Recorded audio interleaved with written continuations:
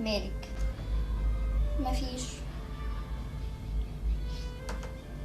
مفيش ازاي؟ عينيكي مدمعه وشكلك زعلان، مالك فيكي ايه؟ مش انتي قلتيلي مش هتتدخلي في الموضوع ده تاني بعد كده؟ فمفيش.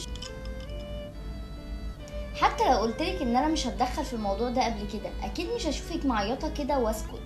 فيكي ايه؟ كل اللي انتي قلتيه حصل بالملي.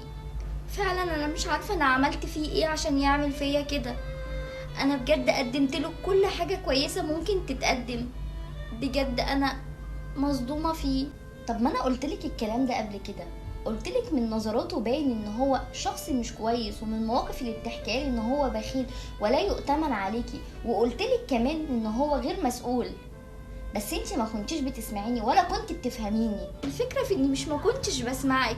هو كان موصل لي ان كل الناس وحشين، هو بس اللي عارف مصلحتي وهو بس اللي بيحبني، وللاسف انا صدقته. حتى لما كنت بشوف عيوبه وكنت حاسه ان حبي ليه واللي بقدمه له هيخليه يتغير، كنت فاكره ان الحب هيغيره.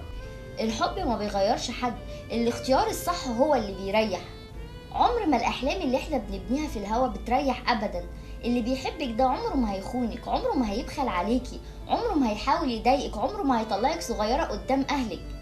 فعلا انا دلوقتي صغيره قدامك وقدام اهلي كلهم، وحتى صغيره قدام نفسي.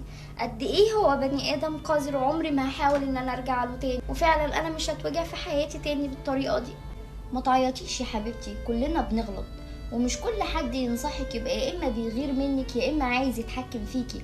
ساعات النصح ده بيبقى من تجارب انا عشتها او غيري عاشها وسمعتها منه، ففاهمه الدنيا اكتر منك.